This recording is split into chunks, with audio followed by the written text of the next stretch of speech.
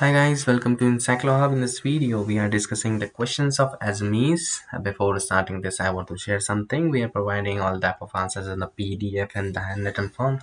If you want these, you can contact us on our WhatsApp number so that we will provide all the answers accordingly.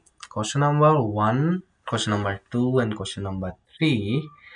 You can see on the screen which are all the 40 to 60 words you need to write, and question number 4 and question number 5 you need to write in the 100 words to 150 words, and last question is question number 6.